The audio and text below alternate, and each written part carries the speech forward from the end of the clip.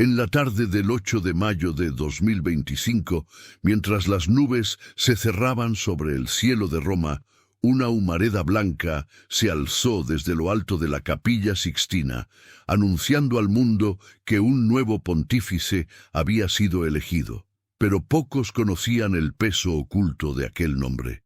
El hombre elegido era Robert Francis Prevost, nacido en Chicago, un desconocido para muchos, pero observado atentamente por quienes aún creen en las antiguas profecías. Adoptó el nombre de León XIV, un nombre que no se oía desde hace siglos, cargado de ecos de poder, severidad y juicio.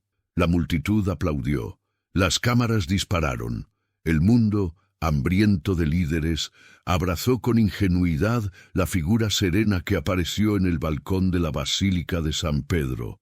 León XIV alzó las manos y pronunció palabras de paz, pero los ojos atentos que lo observaban no vieron solo a un nuevo papa, vieron el posible cumplimiento de una antigua maldición. El último nombre de la profecía de San Malaquías se acercaba, Petrus Romanus, aquel que gobernaría durante la destrucción de Roma.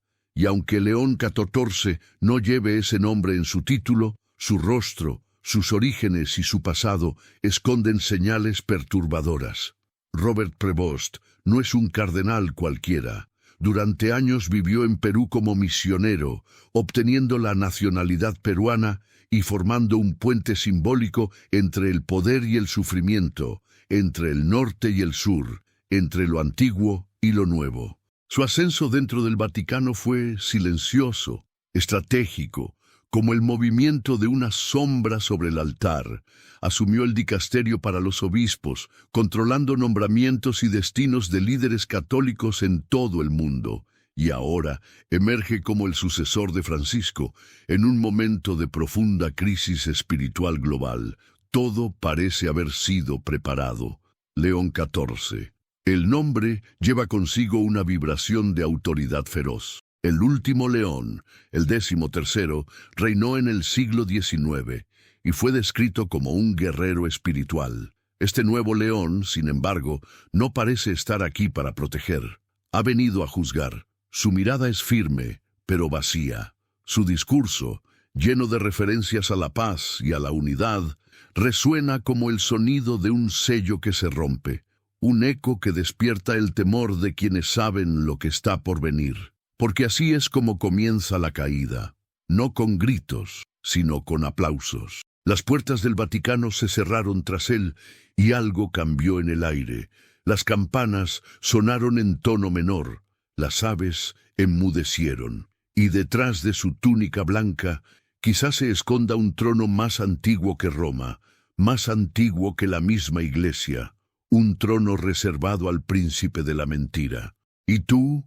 ¿Seguirás viendo con los brazos cruzados mientras el mundo se inclina ante aquel que podría ser el último pastor? ¿O ya es demasiado tarde? Si aún queda valentía en tu corazón, suscríbete ahora a este canal, activa las notificaciones y comparte este mensaje con quien aún respira, porque el tiempo de la verdad ha terminado. Ahora solo queda el tiempo del juicio. Durante siglos, el Vaticano fue el escenario de una sucesión aparentemente interminable de pontífices, algunos poderosos, otros débiles, muchos olvidables. Pero entre los muros silenciosos de la Iglesia, una profecía resonaba como un susurro prohibido, la lista de San Malaquías. Atribuida al arzobispo irlandés del siglo XII, esta enigmática lista predice con precisión los lemas simbólicos de cada papa, desde el primero hasta el último. Y ahora, frente al trono papal, surge León XIV, un nombre que no aparece literalmente en la profecía, pero cuyo significado simbólico llena cada verso, cada sombra del presagio final. La profecía termina con la siguiente advertencia: In persecutione extrema sre sedebit Petrus Romanus, qui passet oves in multis tribulationibus. Durante la última persecución de la Santa Iglesia Romana reinará Pedro el Romano, quien alimentará a las ovejas en medio de muchas tribulaciones. La frase no es ambigua, Es una sentencia, un anuncio de colapso, de dolor, de fuego. Lo que sigue es la destrucción de la ciudad de las 7 colinas, Roma, y el juicio final. Pero ¿cómo encaja León XIV en este escenario apocalíptico?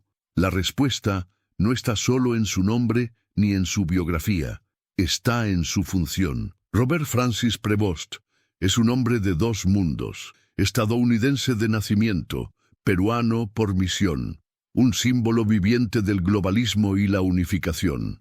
No es solo el Papa de los católicos, es el producto perfecto para un mundo desesperado por orden y estabilidad. Y precisamente eso es lo que lo hace peligroso, porque el anticristo no vendrá como un monstruo, vendrá como un salvador. León XIV porta consigo un aura de ruptura. Es el primer papa procedente de Estados Unidos, una nación que nunca fue símbolo de humildad cristiana, sino de dominio global. Es el resultado de una convergencia de siglos, tecnología, diplomacia, espiritualidad diluida.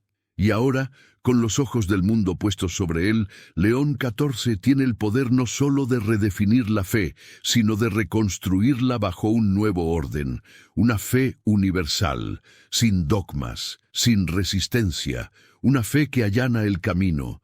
Sus discursos, suaves como la miel, ya comienzan a circular entre los líderes mundiales, llamados a la unidad de las religiones, al abrazo interespiritual, a la paz mundial basada en valores comunes. Pero detrás de cada palabra hay algo oculto, porque cuando todo se une bajo un solo nombre, cuando ya no hay diferencias entre lo sagrado y lo profano, entre el bien y el mal, es entonces cuando se levanta el trono del anticristo, no por medio de la fuerza, sino por medio de la aceptación. El nombre León en sí mismo es simbólico.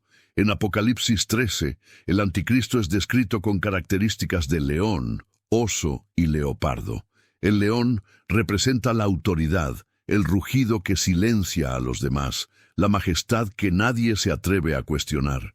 León XIV, entonces, se convierte en algo más que un pontífice, se convierte en arquetipo, en presagio, en advertencia para aquellos que aún mantienen sus ojos abiertos y sus corazones firmes en la verdadera fe.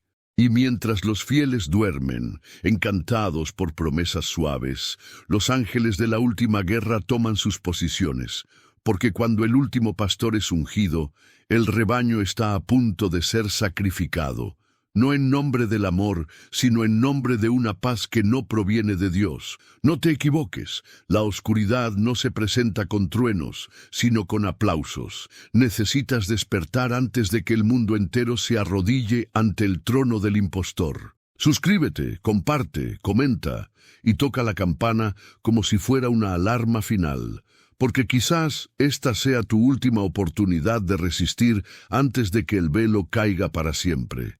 ¿Qué queda cuando el altar es profanado y la cruz es reemplazada por un símbolo sin nombre? ¿Qué queda cuando los que visten de blanco abandonan la luz y abren las puertas al príncipe de las tinieblas, no con violencia, sino con promesas de compasión? Lo que queda es el trono vacío de Dios, y ahora sobre ese trono se sienta León XIV. Pero lo que pocos perciben es que este nuevo papa no es solo un hombre, es el reflejo de una generación que ha abandonado la verdad, el producto final de una época en la que el pecado es celebrado, lo sagrado es ridiculizado y el infierno olvidado. León XIV no es el inicio de la caída, es el sello final, la encarnación visible de un sistema que durante siglos preparó el terreno para la llegada del impostor. Sus palabras, pronunciadas con calma, son la espada misma de la división. Habla de acoger a todos, pero disuelve los cimientos de la fe. Habla de construir puentes, pero esos puentes no llevan al cielo, llevan al abismo, y cada vez que su imagen es transmitida a millones, con rostros extasiados y corazones vulnerables, una parte más de la verdad es arrancada, sustituida por una mentira dulce, letal.